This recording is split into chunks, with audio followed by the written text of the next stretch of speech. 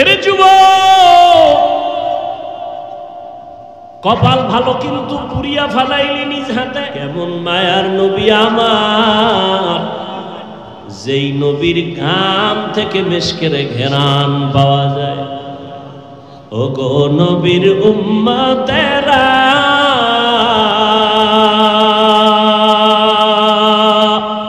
হয়ে আজি দিশাহারা, কোরআন হাদিসের চলো যখন যাহা চায় মনে, নবী বিনে কে তরাবে ফুলসিরাত মিজানে, নবী বিনে কে তরাবে ফুলসিরাত মিজানে। এরে নবীর আশিক রে যুবক, তোর কপালের উপরে আমার নবীর কেমন মোহাব্বতের আওয়াজ। নবী বলেন, বুড়ারা আমি মুহাম্মদের বিরোধিতা করেছে, যুবকেরা আমার উপকার করেছে। নবীর উপকার করছে কারা? বিরোধিতা করছে কারা? এই মাঠের বুড়ারা নি।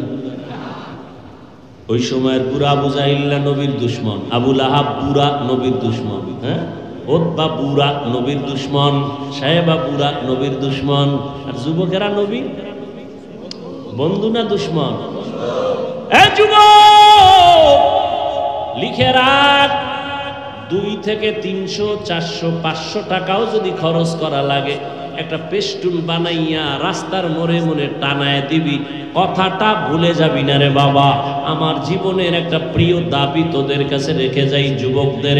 মদিনার নবী বলেন, যুবক আমার উপকার করেছে 7 বছর থেকে 11, এর মাঝখানে আমার চাচাতো ভাই হযরত আলী আয়েশা আমার হাতে হাত লাগাইয়া কালেমার পতাকা উড্ডীনের শপথ নিল।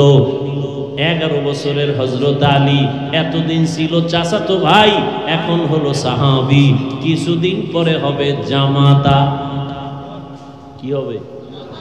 রহমতের নবী দোয়া করলেন, আনা দারুল হিকমাহ ওয়া আলিয়ুন বাবুহা, আমি মুহাম্মদ হলাম ইলম ও হিকমতের ঘর, আর এই ইলমের ঘরের দরওয়াজা আমার আলী।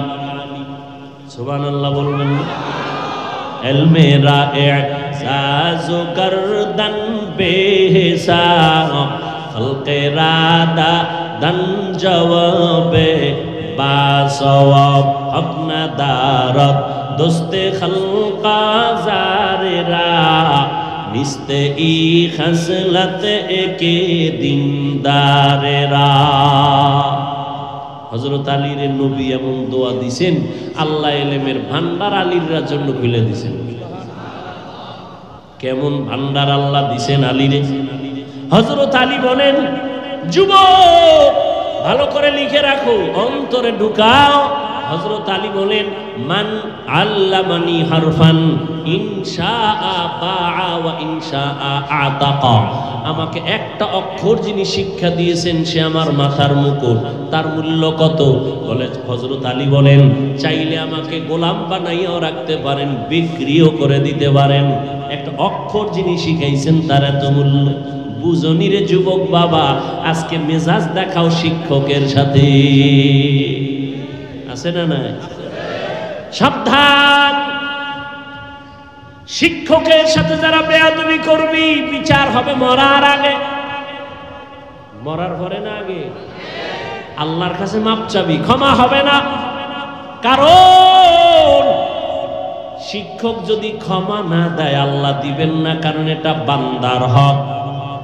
আমার আব্বা আম্মা আমি হাফিজুর রহমান রে এটা সাইন শিখাইতে পারে নাই, দস্তকাত শিখাইতে পারে নাই, আব্বা আম্মা কলিজা বইরা দোয়া দিছেন, কিন্তু আমার এই চেয়ার পর্যন্ত মা বাবায় দোয়া দিছেন ঠিক, কিন্তু লেখাপড়া শিখাইতে পারেন নাই। কোরআন হাদিসের কথা বলা যিনি আমারে শিখাইছেন তিনি আমার মাথার মুকুট, যিনি আমাকে মানুষ বানাইছেন তিনি আমার মাথার মুকুট। শিক্ষক উস্তাদ এর এত মূল্য, এক কথায় তিনি আমারে মানুষ বানায় দিছেন। ওই শিক্ষকের সাথে যারা বেয়াদবি করবা, কারণে অকারণে আল্লাহর কসম, আল্লাহর কসম, আল্লাহর কসম, বিচারটা মরার আগেই হবে। মরার পরে না আগে? মেজাজ দেখানোর জায়গা পাও না। মা বাবার সাথে মেজাজ, শিক্ষকের সাথে মেজাজ। আল্লাহ হেদায়াত দান করুন। আর জোরে বলেন লিকুল্লি শাইইন যিনাতুন ফিল ওয়ারা ওয়া যিনাতুল মারই তামামিল আদাবি। একজন আল্লাহর ওলি বলেন কোথায়? কিন্তু কপাল খারাপ, কোরআন হাদিসের আরবি বুঝেন না, পড়তেও পারেন না। এখন কি করবেন? জান্নাতে যাব, পথ চিনি না। পথ আছে কোথায়? কোরআন হাদিসে। কোরআন হাদিস পড়তে পারেন না, এখন কি করবেন? নবীও আসবেন না বুঝাইতে, আবু বকর রাদিয়াল্লাহু আনহু আসবেন না, কোন সাহাবায়ে কেরাম আসবেন না, তাবেঈন আসবেন না, তাবেঈন আসবেন না, উলামায়ে মুতাকাদ্দিমিন আসবেন না, বড় বড় আউলিয়ায়ে কেরাম আসবেন না। এখন জান্নাতে যাব, এটা ফাইনাল।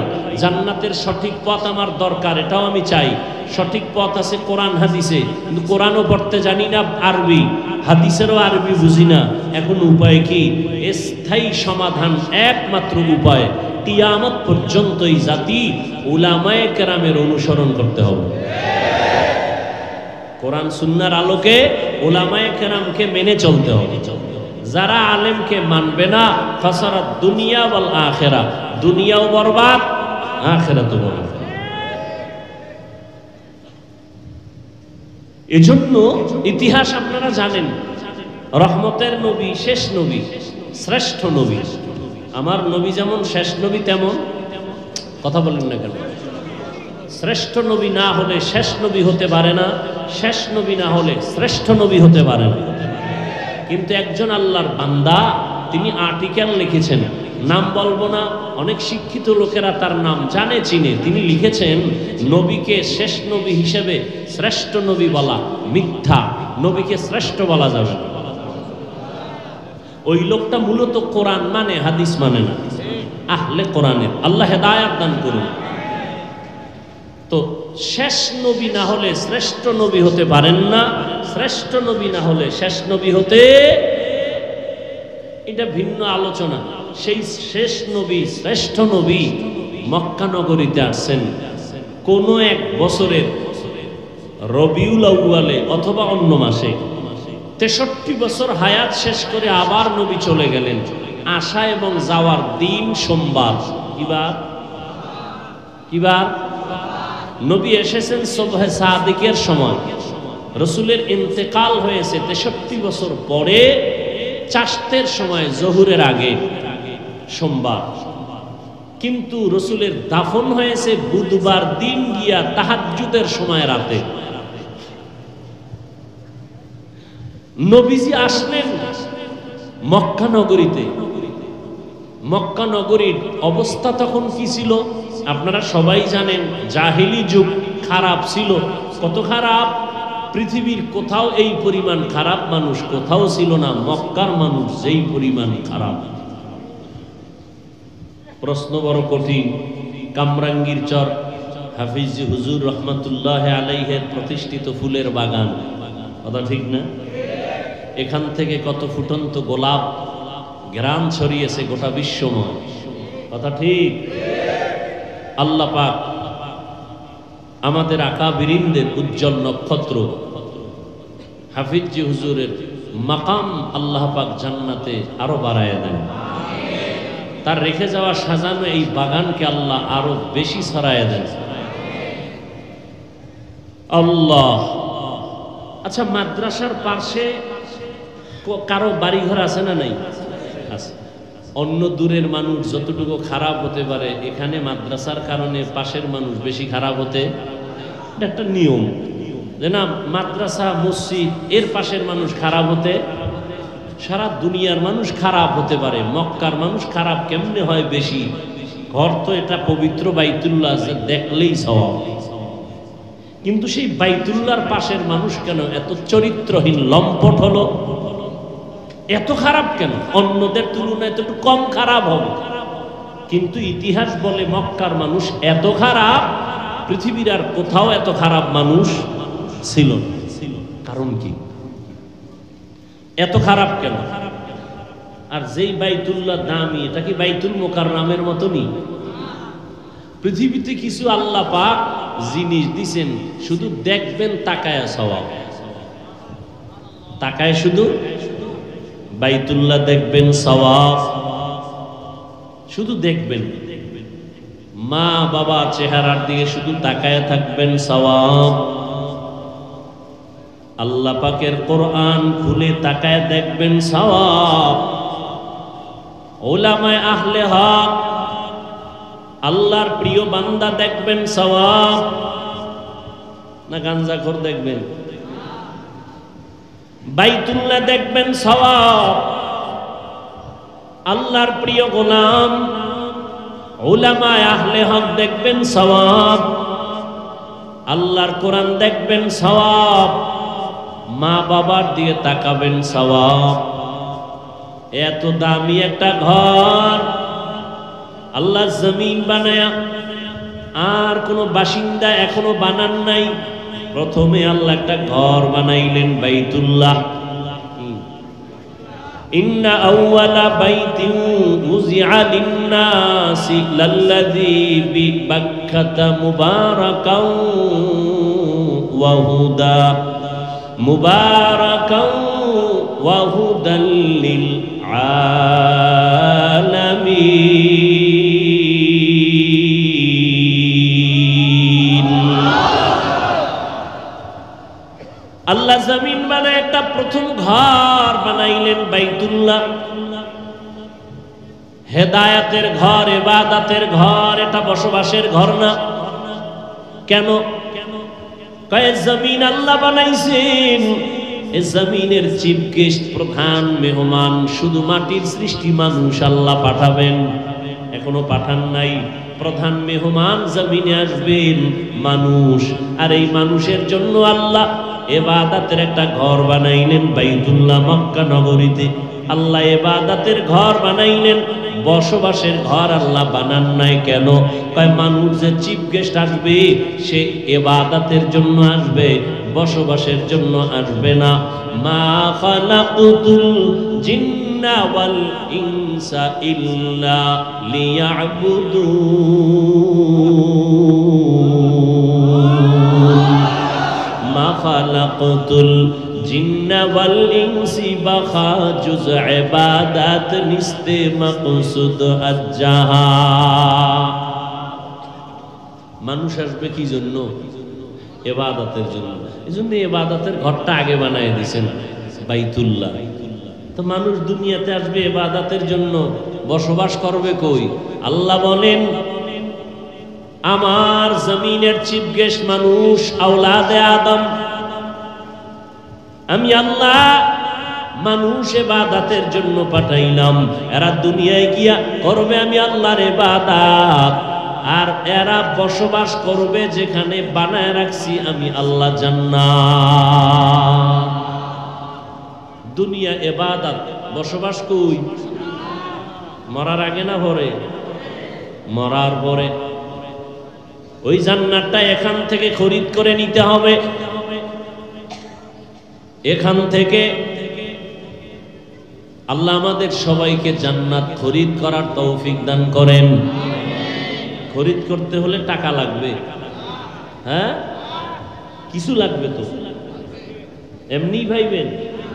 ইন্নাল্লাহা আশতারা মিনাল মুমিনিনা আনফুসাহুম ওয়া আমওয়ালাহুম বিআন্না লাহুমুল জান্নাহ।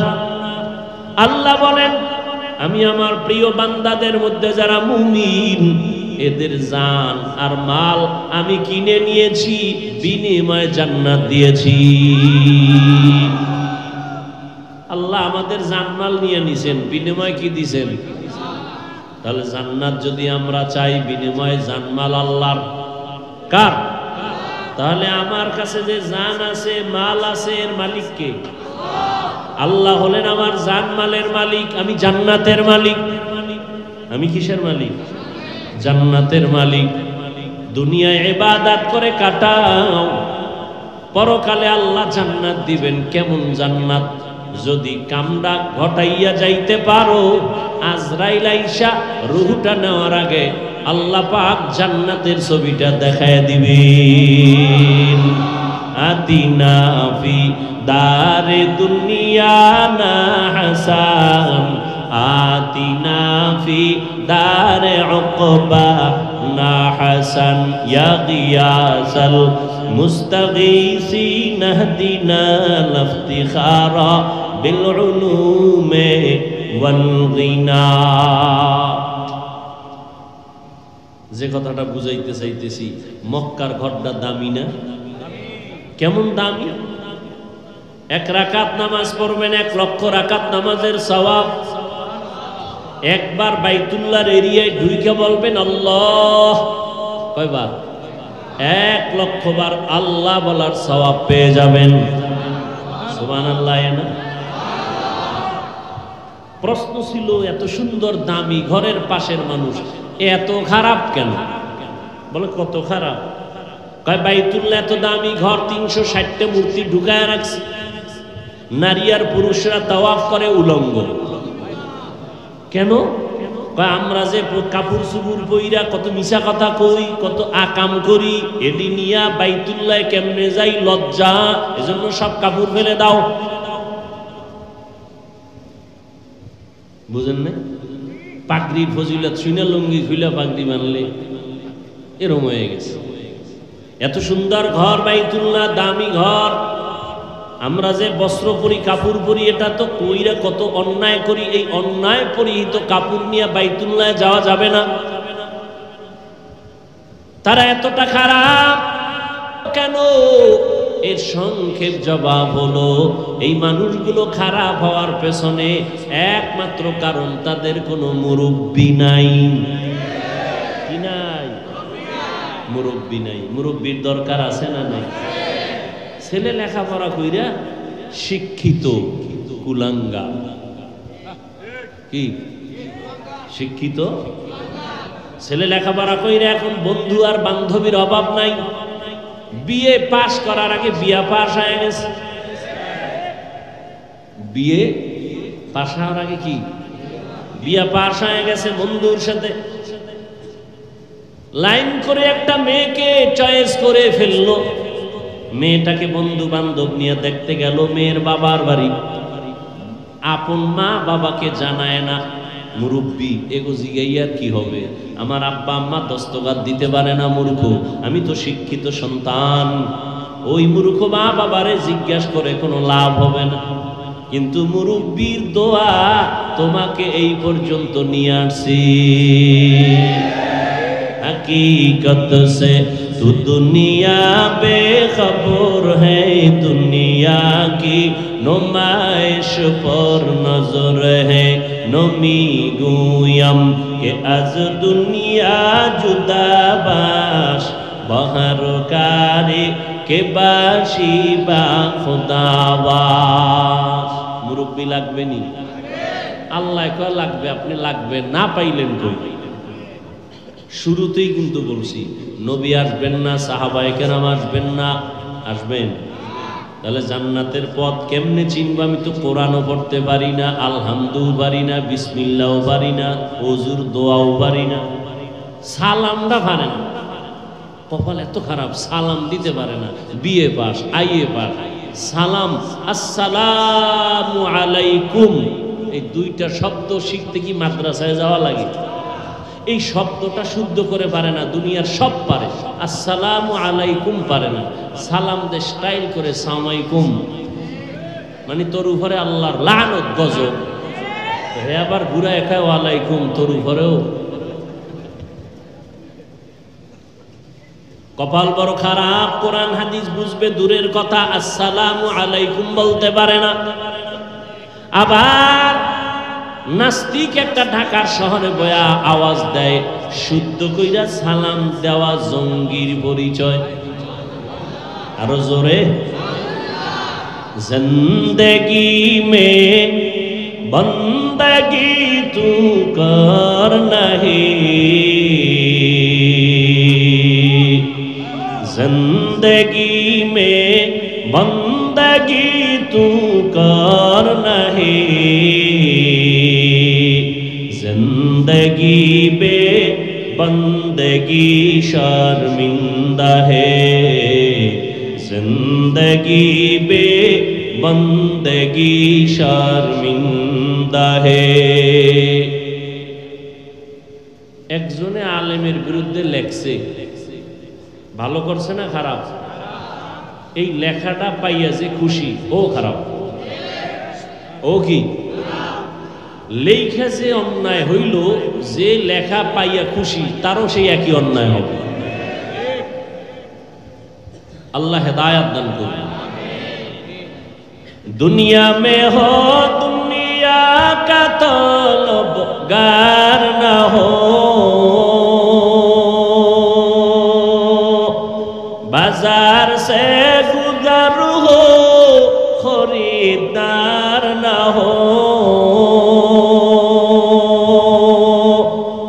ये दुनिया एक मिसल कागज़ फूल है, ये दुनिया एक मिसल कागज़ फूल है, जिंदगी में बंदगी तू कर नहीं,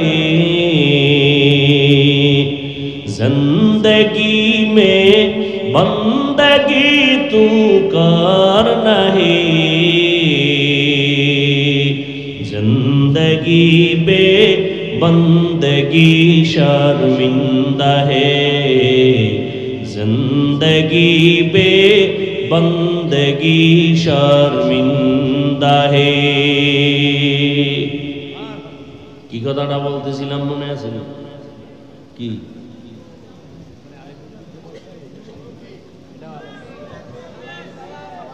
সালাম না?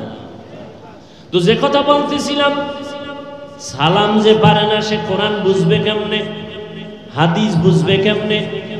আলেম ওলামারাই বুঝতে হিমশিম খায়, এক একজনের বুঝ এক এক রকম, এই জন্য কথাও এক এক রকম। আয়াত একটা, তাফসির 10 ভাবে।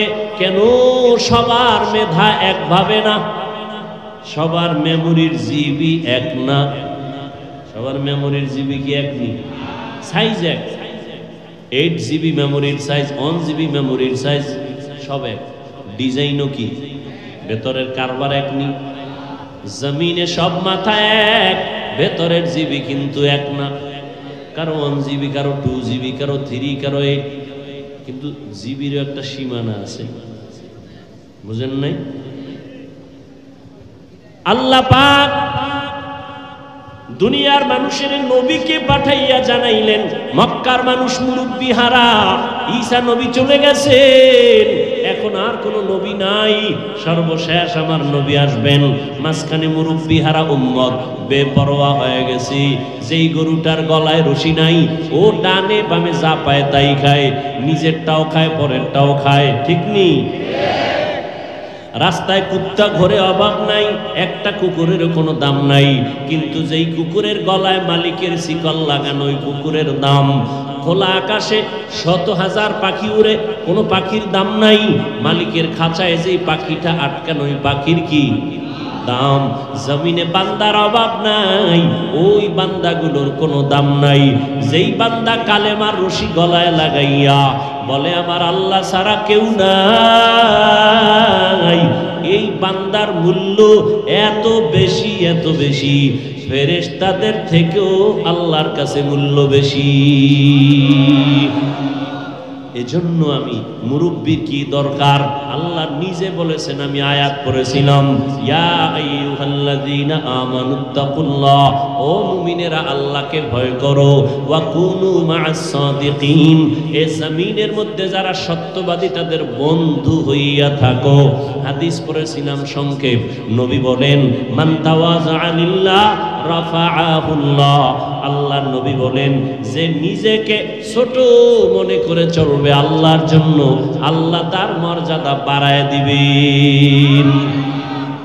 নিজেরে বিনয়ী মনে করা, নিজেরে ছোট মনে করা আর বড় মনে করার কি আছে? আমার কণ্ঠ, আমি বড়, আমার কণ্ঠের মতো কারো কণ্ঠ নাই, আমার এলেমের মতো আর এলেম নাই। বলে তোমার এলেম কত? মাপ দিছুনি, মাপ দিয়া দেখো কয় কেজি হবে।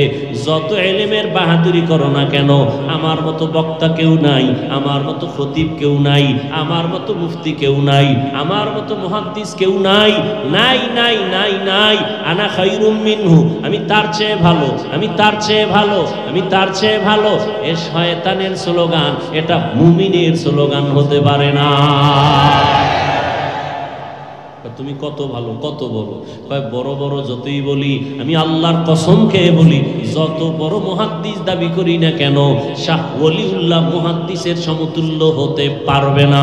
যত বড় খতিব দাবি করি না কেন, খতিবে আজম সিদ্দিক আহমদ রাহমাতুল্লাহ আলাইহি 1000 ভাগের 1 ভাগ হওয়া যাবে না।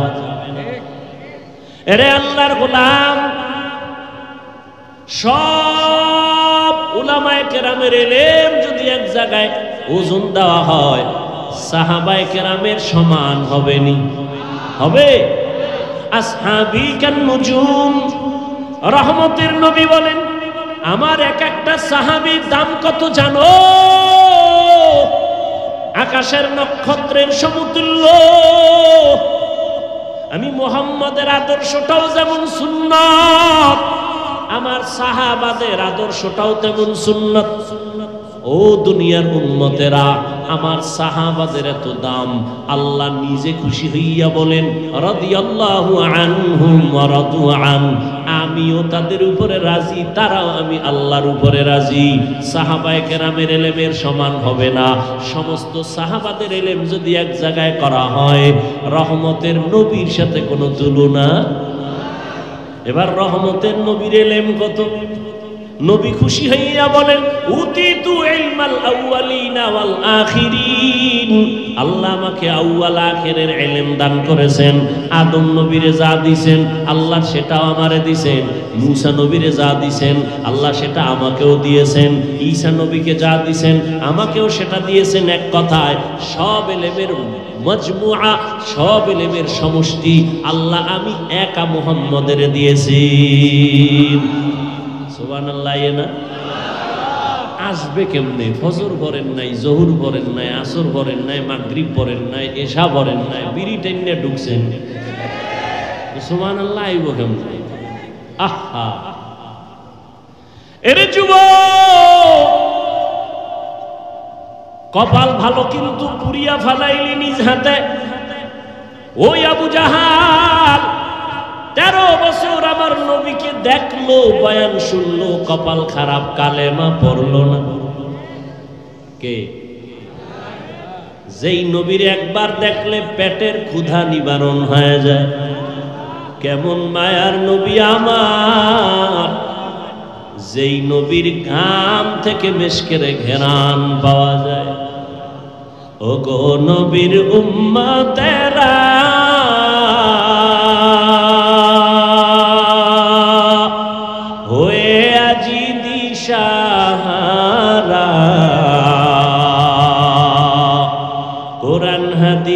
রে চলো যখন যাহা চায় মনে, নবী বিনে কে তরাবে ফুলসিরাত মিজানে, নবী বিনে কে তরাবে ফুলসিরাত মিজানে।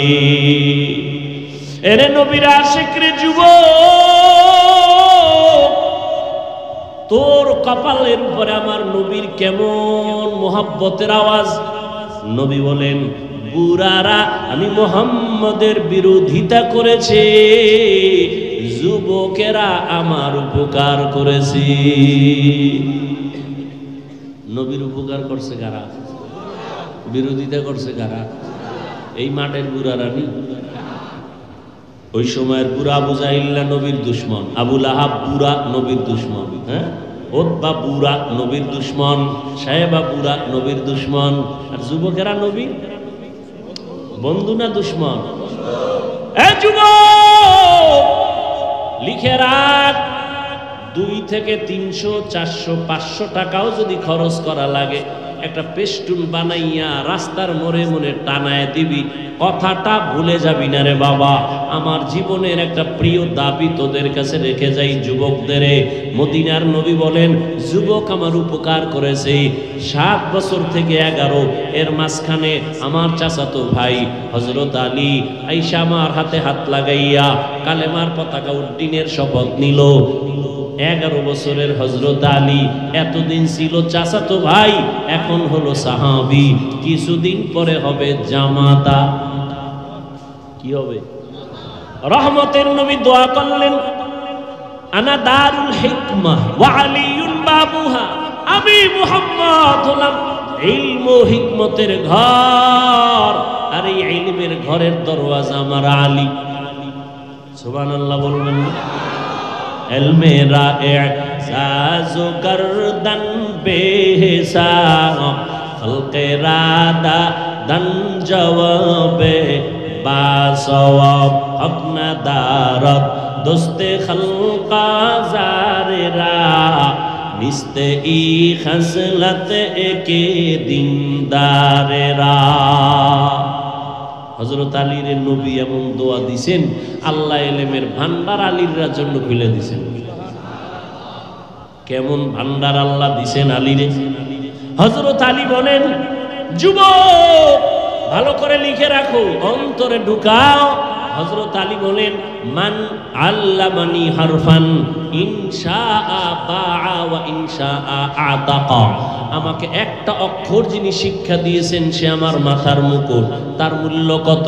বলে হযরত আলী বলেন, চাইলে আমাকে গোলাম বানাইয়াও রাখতে পারেন, বিক্রিও করে দিতে পারেন, একটা অক্ষর যিনি শিখাইছেন তার এত মূল্য।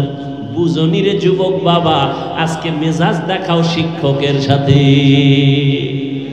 আছে না নাই? সাবধান, শিক্ষকের সাথে যারা বেয়াদবি করবি বিচার হবে মরার আগে। মরার পরে না আগে? আল্লাহর কাছে মাপ চাবি, ক্ষমা হবে না। কারণ শিক্ষক যদি ক্ষমা না দেয় আল্লাহ দিবেন না, কারণ এটা বান্দার হক। আমার আব্বা আম্মা আমি হাফিজুর রহমান রে এটা সাইন শিখাইতে পারে নাই, দস্তখত শিখাইতে পারে নাই, আব্বা আম্মা কলিজা বইরা দোয়া দিছেন, কিন্তু আমার এই চেয়ার পর্যন্ত মা বাবায় দোয়া দিছেন ঠিক, কিন্তু লেখাপড়া শিখাইতে পারেন নাই। কোরআন হাদিসের কথা বলা যিনি আমারে শিখাইছেন তিনি আমার মাথার মুকুট, যিনি আমাকে মানুষ বানাইছেন তিনি আমার মাথার মুকুট। শিক্ষক উস্তাদ এর এত মূল্য, এক কথায় তিনি আমারে মানুষ বানায় দিছেন। ওই শিক্ষকের সাথে যারা বেয়াদবি করবা কারণে অকারণে, আল্লাহর কসম, আল্লাহর কসম, আল্লাহর কসম, বিচারটা মরার আগেই হবে।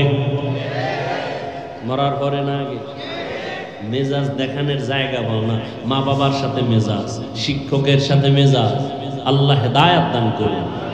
আর জোরে বলেন, লিকুল্লি শাইইন জিনাতুন ফিল ওয়ারা ওয়া জিনাতুল মারই তামামিল আদাবি।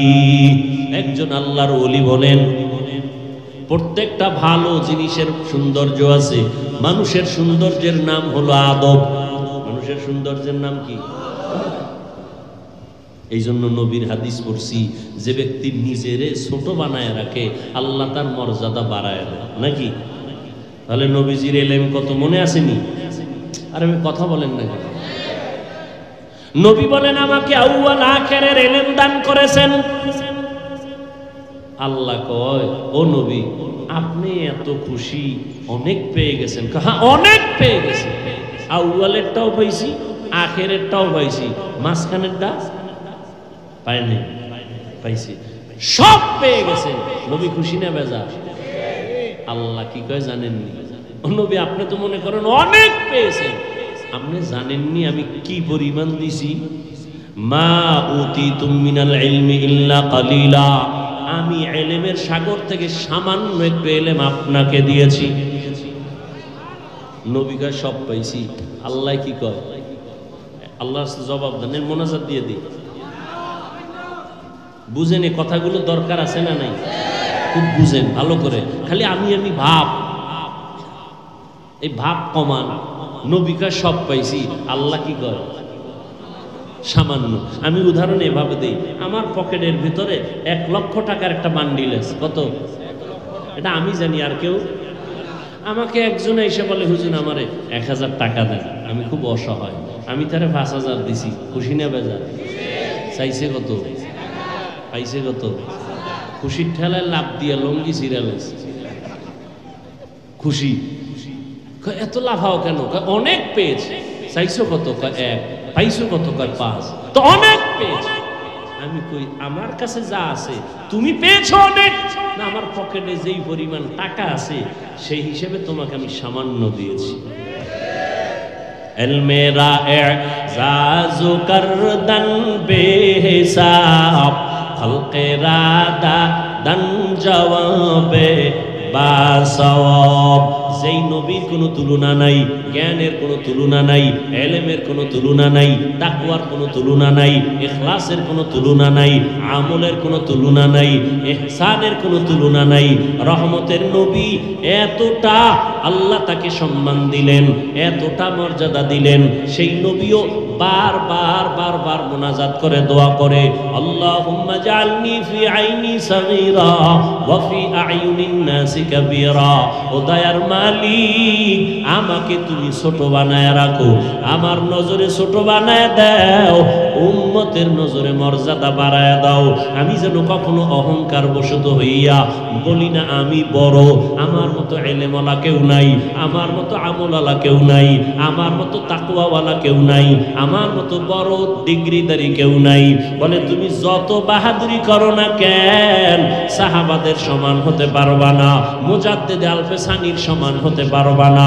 যত বড় তুমি দাবি করো না কেন, ও আল্লাহর বান্দা খাজা মাইনুদ্দিন চিশতি আজমিরির মতো হতে পারবা না, ও আল্লাহর বান্দা কাসেম নানতবির মতো হতে পারবা না, রশিদ আহমদ গাঙ্গুহির মতো হতে পারবা না। সব একদিকে ফালাও, শাহ ওলিউল্লাহ মুহাদ্দিসের মতো হওয়া যাবে না। এইভাবে যাইতে যাইতে সাহাবাদের তুলনা হবে না, সাহাবাদের তুলনা নবীর সাথে হবে না। নবী যা পাইছেন আমার আল্লাহ বলেন সামান্য দিলাম। অতএব নিজেকে বড় মনে করা বন্ধ করে দাও, বলো আমি যা জানি কিছুই না, অজানা অনেক কিছু বাকি। নিজেকে যদি বড় বানাতে চাও হে মুমিন, বড়দের কদমে নিজেকে করে দাও বিলীন। मिटा दो अपना हस्ती को अगर कुछ मर्तबा चाहो, के दाना खाक में मिलकर गोले गुलजार होता है। এরে আল্লাহর বান্দারা, ফেরাউন মনে করেছিল আনা রব্বুকুমুল আলা, আমি শুধু খোদা না বড় খোদা। পানির মধ্যে যখন সুবানি খাইছে তখন কয় আমি আসলেই হুদা। কিয়ের খোদা? নমরুদ মনে করেছিল আমি সব থেকে বড়। মশা যখন ঢুকছে পায়ের জুতা সান কপালে লেগে গেছে। ঠিক নি? আহা, ঘটনা কখন শোনাবো, শুনাইয়েই ফেল। ওমরে ফারুক রাদিয়াল্লাহু তাআলা আনহু, খেলাফত চলতেছে ওমরের।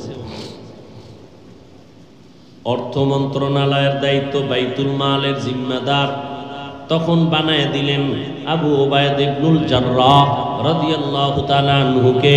তিনি বাইতুল মালের জিম্মাদার। ওমরের খেলাফত চলতেছে। একদিন ঈদ আসছে, ঈদের আগের দিন বিবি সাহেবা বললেন, ও খলিফাতুল মুসলিমিন, বাইতুল মাল থেকে অগ্রিম বেতন নিয়ে আসেন, কেনাকাটা লাগবে।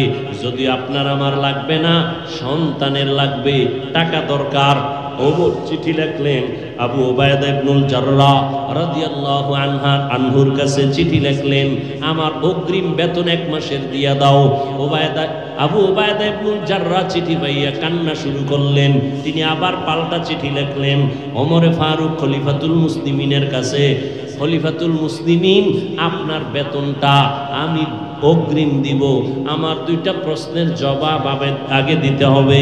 1 নম্বর প্রশ্ন, চিঠি লিখছেন, 1 নম্বর প্রশ্ন, আগামী মাস আপনি বাঁচবেন কিনা গ্যারান্টি? हर के दारत खौफे हक दर दिल मदाम जन्नतुल मअवा देहत उरा मकाम। আল্লাহর ভয় তাকওয়া,